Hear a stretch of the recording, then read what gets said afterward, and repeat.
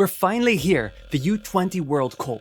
This is the tournament that Blue Lock has built up for over 300 chapters, the finish line for all the endless selections and trainings. So, as the new and improved Blue Lock 11 faces off against their first opponents of the tournament, their overwhelming victory against Nigeria demonstrates the validity, or rather the indispensability, of the Blue Lock approach. So, here we are, the opening match of the narrative culmination of everything that has come before.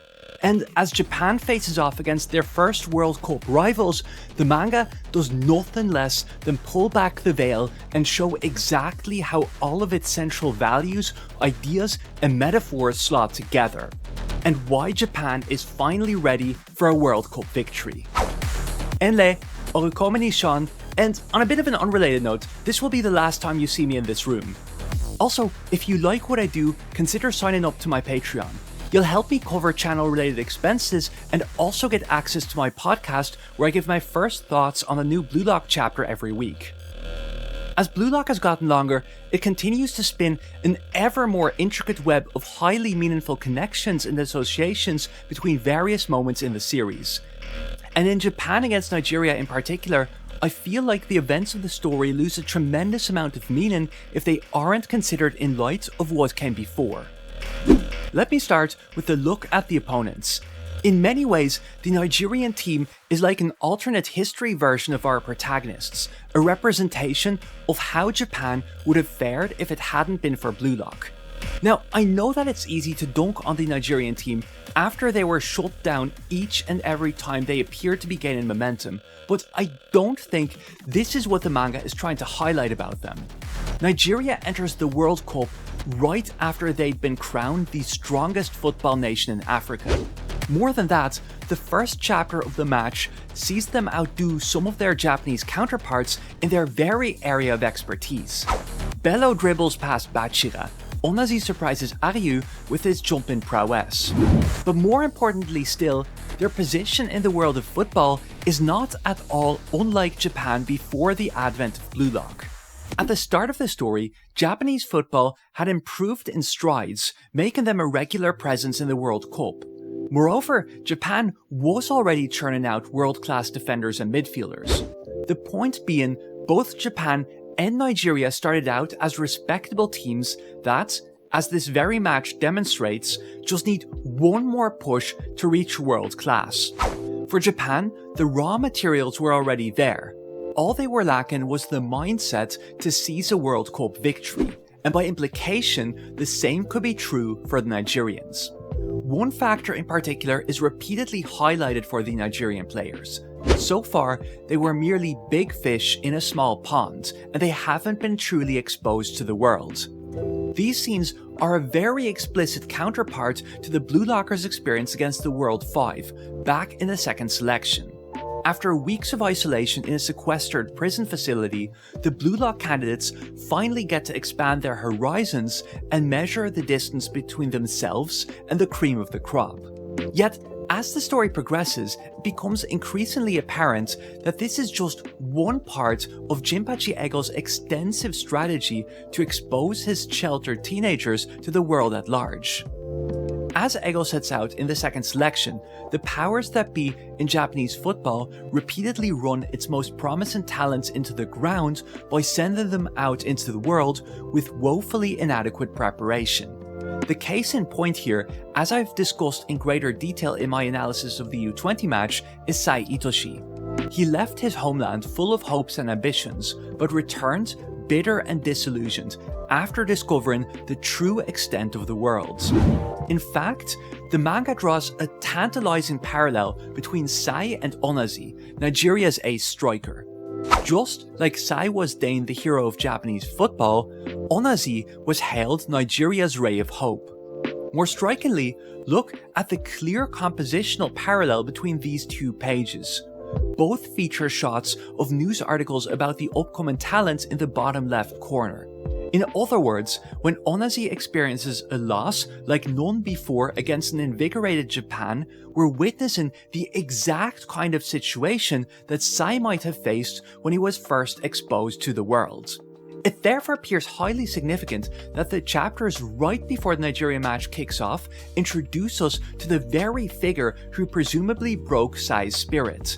Right before we watch another hapless newcomer run against the wall of the world, the manga reminds us of the potential consequences of such a devastating defeat.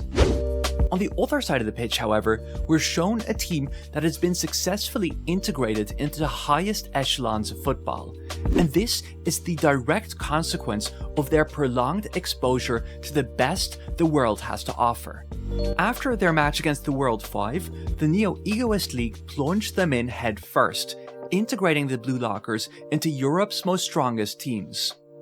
All this culminates in Isagi's first trip abroad, the symbolic proof that he's ready to face the world. In that light, it's no coincidence at all that Spain is Isagi's first port of call. He is retracing Sai's steps and even encounters the exact same person who permanently scarred Japan's previous hero. So over the course of the story, Isagi has gone from getting ruthlessly steamrolled by the top of the world to someone who now smashes apart the tiny world of others. But even more than that, have a look at Isagi's and Onazi's reactions in the face of certain defeats. Both are filled with a childlike sense of wonder as they witness the pinnacle of the world up close. This is a telltale sign that Onazi and Isagi are cut from the same cloth and have it in them to rise to the top themselves. So putting all this together, the manga establishes a triangular net of associations between Isagi, Sai, and Onazi. Each has essentially undergone a variation on the same experience of coming face to face with the world.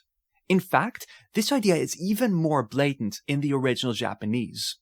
When the Nigerian name Onazi is rendered into katakana characters, it is written as onaji, which means the same, identical, alike. And while the point of course isn't that they're completely indistinguishable, Onazi is also set up as the Nigerian counterpart to Sai and Isagi from another angle. Onazi is the closest we've ever gotten to an archetypical hero. From its very onset, the purpose of the Blue Lock program is to create a lone hero who will stand on a mountain of corpses. And as the story has progressed, it's become increasingly apparent that we're set to witness the birth of this destined hero. This is again where Sai's character comes in. Originally, Sai was all but fated to become the hero of Japanese football. However, after facing the world, he abandoned all hope that his native country could be salvaged, and so he failed to step up when Japan needed him the most. In his place, we get perhaps the unlikeliest of saviors, Yoichi Isagi, Blue Lock's newfound hero. In both the U20 and PXG matches, Isagi did what Sai could not, thereby offering Japan the first glimmer of hope at winning the World Cup. That brings us to the current point in time, the moment of truth for our protagonists. This is where Isagi will prove if he has it in him to emerge as the fabled hero. And so, it's highly significant that the first match of the tournament pits him against the virtual embodiment of traditional heroism. In the first chapter of the match, Onazi is characterized as the shining hope of the Nigerian team. Always ready to save the day, complete with a broad smile and signature catchphrase, "It's all good since I'm here." Onazi is a beacon of hope who allows a band of destitute orphans to dream.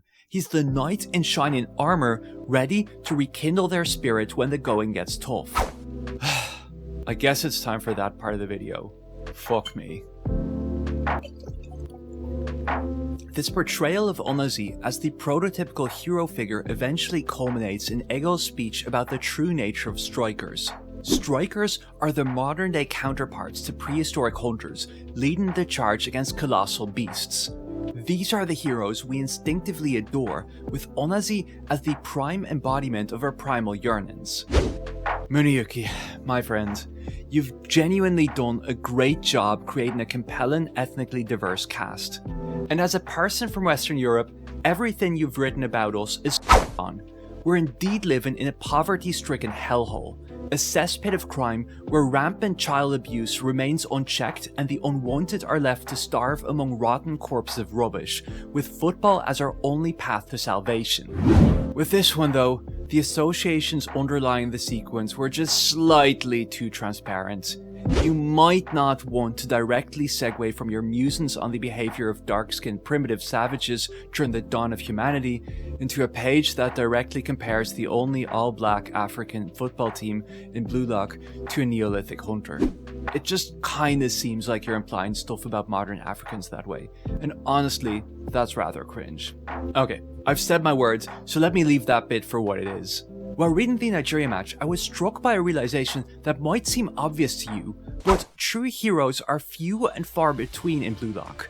For a series that from its earliest conception promised us the birth of a hero, it's actually shocking how most every top player so far might better be characterized as a cynical, self-serving anti-hero. We haven't gotten anything that remotely resembles heroic virtue since Kunigami got eliminated in the second selection. And this was way before Isagi had been brought into the conversation. To put it differently, why does Isagi face off against someone like Onazi at the onset of the U20 World Cup? It's because Isagi is set to become the new hero of Japanese football. And so, this confrontation with a quasi-comic book hero serves as a jumping off point to examine the nature of heroism. That brings us to an unlikely figure in this conversation, Rin Itoshi. I've discussed this in greater detail in some of my earlier arc analyses, but over the course of the story, Rin has emerged as the embodiment of the ultimate monster. This culminates in his goal against Bastard München, a literal reenactment of a scene from a children's TV show. Simply put, if Isagi is Blue Lock's hero, then Rin becomes the hero's arch enemy, the strongest monster. Here, I need to point out a connection that is a bit more apparent in the Japanese than in English. The monster that Rin lashed onto is obviously a kaiju, an homage to Godzilla to be precise. In Japanese, the term kaiju is a compound comprised of two words, kai, meaning strange, and shu, beast. And just to satisfy the basement dwellers out there, the kanji in shu is usually pronounced keminal, while shu is used in compounds. So when Rin is called a beast, in the Japanese version, that would automatically evoke his status as Blue Lock's official kaiju. Also, as an extra bonus, in the latter stages of the PXG match, Rin is repeatedly nicknamed Hakaiju, a portmanteau of Hakaisha, destroyer, and kaiju. So anyways, let's circle back to the scene where strikers are presented as the modern day counterparts to primal hunters, the heroes who vanquish the mightiest beasts. Right after that spread, Onazi passes to Kuso, who makes his first shot at the goal, with Egel's teachings superimposed on the action. The world's greatest striker must be the greatest hunter. And right there, Rin blocks Kuso's shot. So in a highly symbolic moment, a mid-lane hunter fails to overcome his bestial foe. But here's where it gets really interesting. Straight after Rin shuts down Kuso, Egel challenges his players to prove that they're heroes by hunting for the title of world's best, in a sequence that leads up to Rin's eventual goal. As I said earlier, Rin in the U20 and PXG matches had emerged as the antithesis to a hero, as a hero's greatest foe. Perhaps the best embodiment of this is when he enters his destructive rampage in the U20 match. Right before Rin makes his final shot of the match, Comrade Oliver Aiku challenges him to prove whether he has it in him to become the hero that will change Japanese football forever. Rin, however, cuts off his opponent's interior monologue, signifying that he has no interest whatsoever in being deemed the hero, and in consequence, Rin fails to score. By implication, a manifestation of empty rage could not give rise to a new era. However, as the Nigeria match unfolds, we come to understand that true strikers are heroes by definition, and since it's hard to argue that Rin isn't a true striker, it must necessarily follow that Rin is a hero. So here, in the Nigeria match, the manga finally attempts to square this circle. This is the moment where Rin sheds his monstrous skin and emerges as his true heroic self.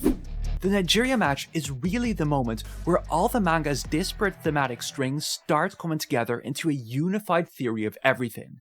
Throughout the story, there has been a consistent emphasis on unlearning culturally acquired norms and learning to obey their innate impulses. And here, at the start of the U20 World Cup, Egil provides the quasi-scientific rationale for doing so. The human desire for victory is the direct outcome of the evolutionary survival of the fittest. It's an instinct that arose from exceptional individuals passing down their genes more successfully, carving these instincts into our very DNA. And yes, I absolutely noticed Shido lurking in the background as Egil talks about passing down one's genes.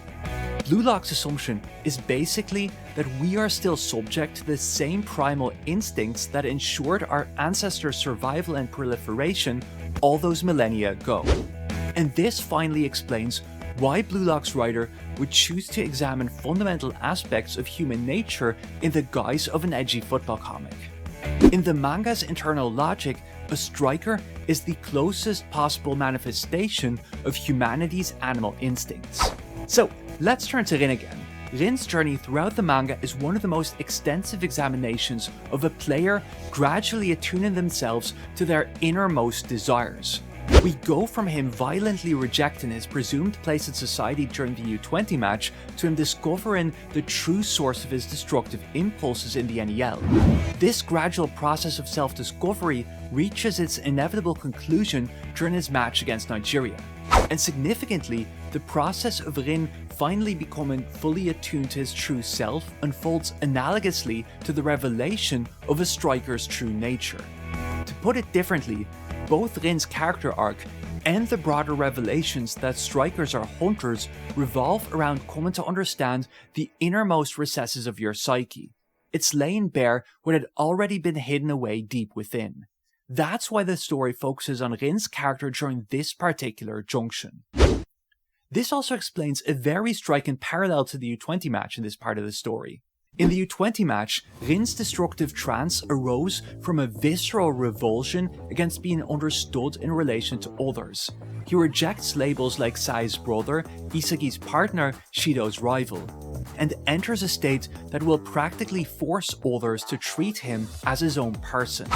Back then, Rin's rampage was a furious outburst against everything outside of himself, but it lacked an answer on what he does want to be.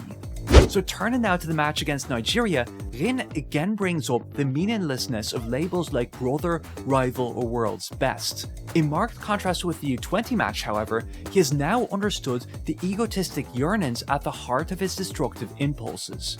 Meaning, he no longer needs to enter an uncontrollable frenzy to satiate his desires. And with that, he makes the transition from a terrifying monster to a true hero.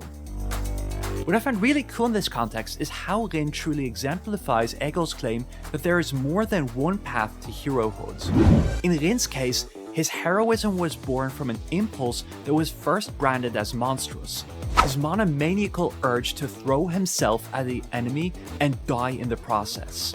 Yet, following a round of soul-searching, where Rin discards the fixations that distract him from his essential mind, his desire becomes something else entirely. An embodiment of heroic self-sacrifice, fighting to the bitter end with no fear of death. Also, just because I think this is really cute, as Rin himself acknowledges, he could only become the person he is today because of Sai and Isagi, Japan's two prospective heroes. Isagi's transformative influence is then figurized in a scene where Rin finally emerges as a hero, with him scoring by literally leaning on Isagi's back. Now, I'm well aware that I've been doing a lot of jumping between topics so far, but in this match it's genuinely hard to tease out anything without getting sucked down several other rabbit holes. So, let me turn back to the thematic significance of Onazi and the Nigerian team once more. If you've watched enough of my videos, you're probably aware that I view Blue Lock at its heart as a societal critique. Blue Lock is a story that identifies Japan's perceived predilection for harmony and cooperation as an impediment to attaining true greatness. For this reason, the very first stage of the Blue Lock program forces its participants to discard all their prior assumptions and reforges their understanding of football from zero. In other words, Blue Lock was presented as a solution to a uniquely Japanese problem. But now, we've arrived at the stage where the story goes truly global. The U20 World Cup, a testing ground for not just its participants' football prowess, but also their national character. That's why the manga makes a marked statement with its opening match. Japan's first opponents are held back for reasons that aren't too different from those faced by Japan. Just as with our Japanese protagonists, the Nigerians have failed to realize their true potential because of the value they place in interpersonal relationships.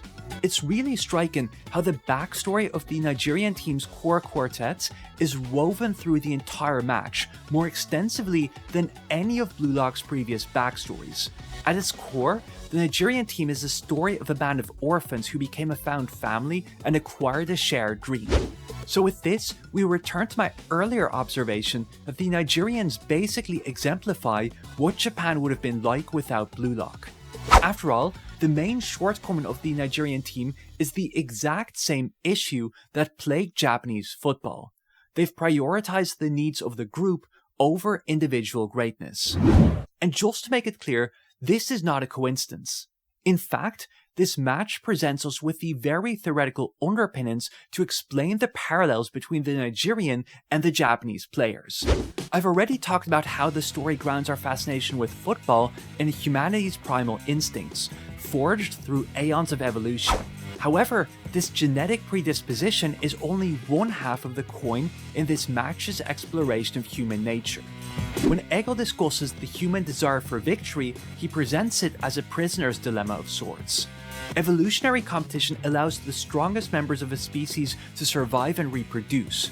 However, being locked into an eternal state of conflict would effectively jeopardize the survival of the species as a whole.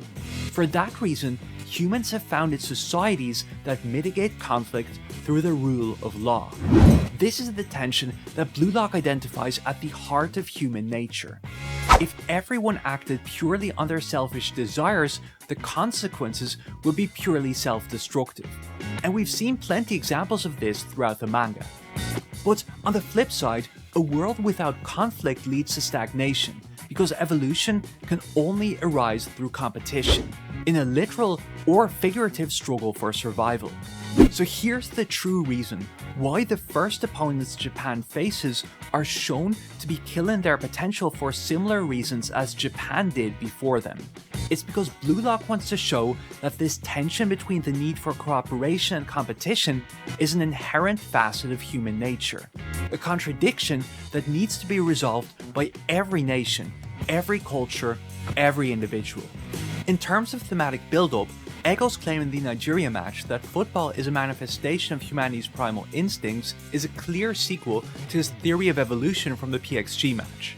I would highly recommend you checking out my PXG analysis where I discuss all this in detail, but simply put, in the PXG match, Ego posits an analogy between the biological process of evolution, where natural selection leads to a gradual emergence of species that are more suited to their environment, and innovation in human societies, where competition leads humanity to ever greater heights. Flash forward to the series' next major match. As they face off against Nigeria, Blue Lock is basically providing the rationale for that analogy. Cultural innovation is evolution because the struggle for survival carved the desire for victory, which Blue Lock sees as the impetus for innovation, into our very DNA. So now, in the Nigeria match, the manga proceeds from the mechanisms of evolution to the tensions that arise between our animal instincts and cultural norms, or in different terms, between biological and societal evolution. Because don't forget, social systems are in Blue Lock just as much a product of evolution. And this tension, as I already alluded to earlier, is presented as a literal reskin of the prisoner's dilemma. If everyone enters into open conflict, humanity goes extinct. If everyone chooses harmony, we don't realize our true potential. But if some people choose conflict and others harmony, we end up with a zero-sum game with clear winners and losers, where a significant portion of humanity again fails to become their best selves. So that brings me back to perhaps the fundamental question about Blue Lock. Why tell a story about the need for conflict and ego through the medium of a sports manga? Now that we've reached what I'm assuming to be the final arc of the series, we get the true answer. The purpose of the Blue Lock program is to present a safe outlet for our natural competitive urges in a setting that won't unravel the fabric of society. The football pitch lights the spark of revolution that will raise humanity to unprecedented heights. Now, let's turn to one of the most tantalizing moments in the match, the first full flashback to our protagonist's childhood. Now, I realize that some of you would have already been familiar with part of this lore through the light novel. However, I really need you to think about how and why the main story revealed this information for the first time at this specific moment. Let's start with a very basic question. What's the main purpose of this flashback? The first fact it establishes about Isagi is that as a child, he used to be terrified of the unknown. But then, we bear witness to the turning point in his life. Him becoming absolutely fascinated during his first experience of a football match. This flashback has several points of contact with ideas that the match explored previously. For one, the importance of getting out into the world. Isagi's fears arise because he's a sheltered child, and they immediately dissipate once he witnesses the wondrous unknown. It's a smaller scale version of what the Nigerians experience as they leave their tiny world behind. And perhaps even more importantly, it's the first stage of Isagi's ongoing journey of expanding and revising his horizons. At the same time, Isagi's past is further evidence for Egel's claim that deep within, every person is still fueled by their prehistoric hunting instincts. Throughout Blue Lock, early childhood is consistently used to show human nature in its most purest guise. Children are like blank slates, undefiled by the ordinances of society. So with Isagi's backstory, the manga is making a powerful statement. Deep within, even the most timid child is a ferocious hunter. Now that we're on the topic of children and expanding one's horizons, let's have a look at the first goal of the match. In the aftermath of Bachira's goal, we get the first of many flashbacks to the Blue Lockers' individual training. And just like with Isagi later in the match, Isagi's training teases out the intersection between childhood and self-discovery. Once again, the manga highlights the interrelation between nature and nurture, and the focus on Bachira is far from coincidental here. Throughout the story, he's the greatest representative of childlike passion. And while Bachira's underlying passions are innate and unique to him, this sense of wonder still requires an appropriate environment so that it's not snuffed out by the world at large. And it's precisely because Bachira's passions have been nurtured in Blue Lock that he can now, in turn, nurture others. In other words, even Bachira had to paradoxically learn how to be true to his natural inclinations, and that now allows him to raise others into their best selves. Also, note how this scene is concluded with Bachira becoming a source of inspiration for Onazi. Bachira has become a teacher, and that's bearing fruit in the most unexpected of places. I explained this in detail in my Bachira video, but one of the most important purposes of Bachira's character is that he's always a step ahead of everyone else. So if Isagi eventually changes Onazi forever, Bachira will have obviously paved the way. Now, let's talk about playstyle. In all honesty, it feels kinda wrong that I haven't talked about this at all so far.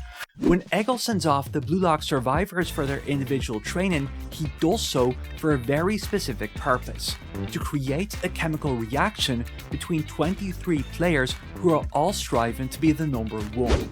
And as it turns out, this is the crux of the difference between Japan and Nigeria. The Nigerian strategy involves passing the ball to their single ace striker, while Blue Lock aims at maximum flexibility by having every player vie for goals. Throughout the match, we see countless attempts by the Nigerians to adapt to a team that specializes in adaptability. But as it turns out, their efforts are like shoveling snow through a blizzard. This dynamic is already crystal clear from Bachira's first goal of the match. Just when Kuso believes that he's anticipated Bachira's two options, Bachira goes for an unexpected third alternative: not passing the ball, but scoring a goal himself. That brings me to Reo's goal, which is an even better example of the thematic importance of adapting. So just to start with, why elect Reo as one of the 4 characters to score in this match? On the most basic level, Gabriel is the team's figurative chameleon, the one who can copy the skill sets of all his teammates. So in a match that's all about adapting to new circumstances, Gabriel is an obvious candidate to exemplify this quality. However, there's even further significance to the focus on Gabriel in this match, and that has to do with his storyline in the NEL. I've already touched on this, but the Nigerian team is actively failing to reach its full potential because they prioritize their interpersonal relationships over their success on the pitch. And when they eventually do try to score goals themselves, they find themselves confronted with their individual shortcomings. So who does this remind us of? Gabriel's storyline during the NEL revolves around the question of self-sufficiency. He starts the arc by declaring that his ideal self has the power to become the world's best all on his own, without relying on anyone else. However, Nagi ultimately convinces him to team up again and offer up his talents to make Nagi the world's best, until Prince convinces Gabriel to strive for his own goals once more. The points of comparison here are quite clear, aren't they? In fact, the Onazi Kuso dynamic has more than a whiff of Nagi Gabriel. Perhaps the best example of this is Kuso's confession that their dream had warped from winning the World Cup to staying together. That's almost literally the same thing Nagi says at his elimination, as well as what Gabriel underwent over the course of the story. Gabriel's original dream was a World Cup victory, but he gradually lost sight of this after his meeting with Nagi. So let's turn more specifically to Gabriel's goal in the Nigerian match, because he scores in a very particular way, by copying the shot that Chigiri devised in the NEL. That's a deeply significant choice in light of Gabriel's ongoing character arc. After all, Gabriel isn't the only one to declare that their ideal is to score goals himself. In this, the Manshine match establishes a marked parallel between Gabriel and Chigiri. They even declare their ideals in the very same chapter.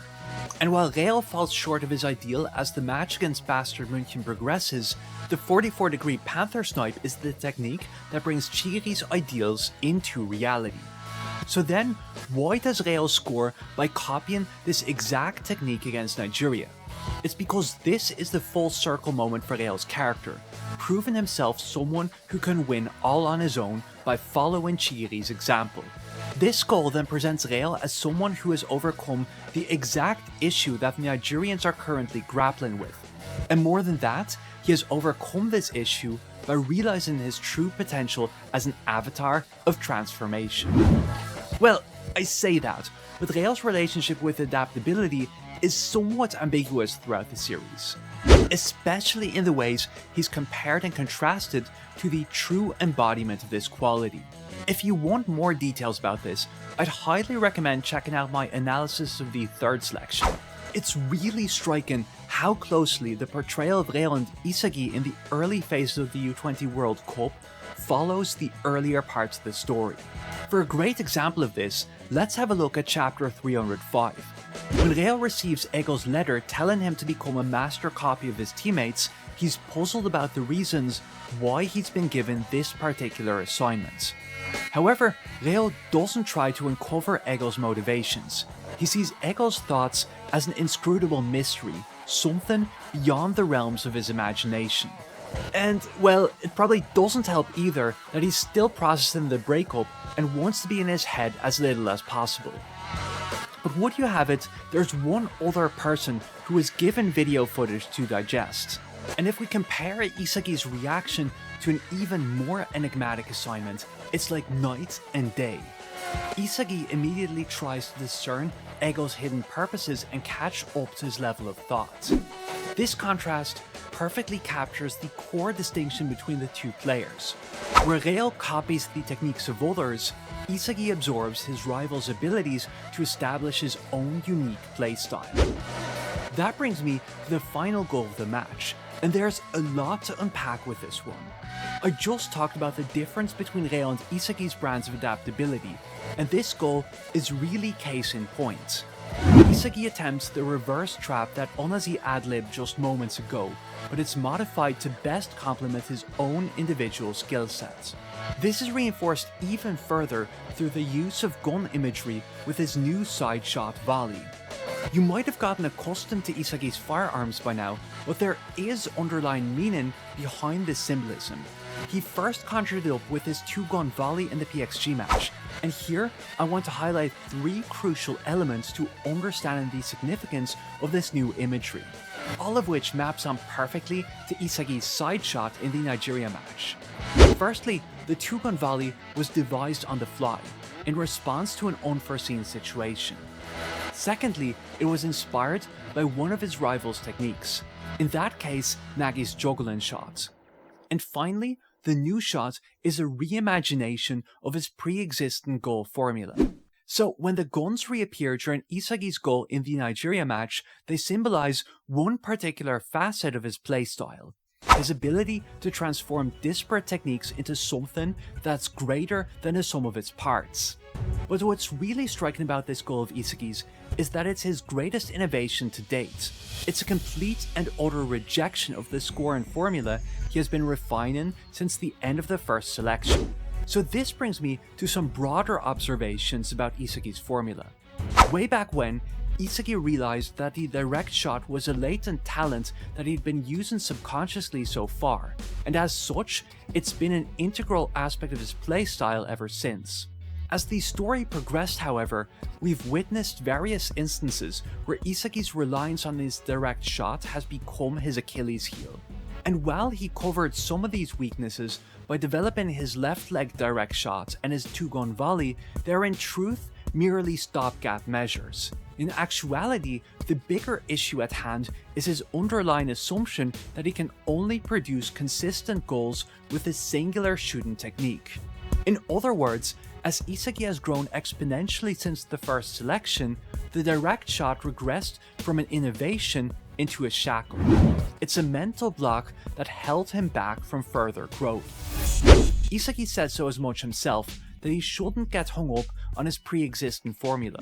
In fact, this was highlighted back when the concept of formulae was first introduced. When Team Z finds themselves thoroughly outclassed by Team V, the only way for them to make a comeback is by surpassing their limits. Very concretely, your goal formula is your limit, which you can only overcome by finding a new, better formula. That is to say, following a formula by definition prevents you from improving, because your formula is an expression of your current skill sets. And that is why a match that revolves around adaptability concludes with Isagi letting go of his core formula altogether. There's a neat parallel that really captures the radical change in Isagi's mindset. When Aiku approaches Isagi after the conclusion of the match, the composition and context is remarkably similar to their interaction directly after the U20 match. However, this time around, Aiku actually draws attention to the exact opposite quality. Back in the U20 match, Aiku compliments Isagi's persistence in executing one specific plan, using all of the skills he acquired so far. Direct shots, blind spots, acting on reflex, and calling down look. But now, after the Nigeria match, Aiku inquires about the very opposite. Did he even plan out anything up front? The long and short, none at all. The goal was completely improvised. So, if Isagi's winning goal in the U20 match demonstrates his mastery of everything he learned so far, his defining quality against Nigeria is his unmatched ability to transcend his own limits. The Nigeria match is, conceptually speaking, the moment where Blue Lock pulls together all of its disparate threads and transforms them into a singular theory of life, the universe, and everything. Hunger, heroism, human nature, society, etc., etc. As such, it's no surprise that this is also the match that lays bare the theoretical foundation behind Isagi's success. At his very root lies an unquenchable curiosity in himself. I have to confess that I found this phrase a bit puzzling at first, so let's try to make sense of it. To do so, we must return to Isagi's backstory once more. As I mentioned before, the defining feature of Isagi as an infant was his fear of the world around him, until the life-changing moment where he discovered that he could also become excited by the great unknown. To put it differently, Isagi's newfound obsession with football was a moment of self-discovery because it brought out all kinds of sides of himself that he'd never known before. And over the course of his time with Blue Lock, Isagi discovered again and again that the most tantalizing enigma of all is the boundless depth of his inner psyche. To put it simply, why is Isagi's defining feature his uncanny ability to reinvent himself over and over again? It's because every spark of change is an opportunity to meet a new version of himself. And that he welcomes more than anything in the world.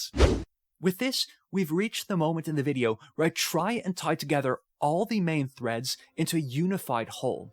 At its core, Japan versus Nigeria is a match about the ability to adapt.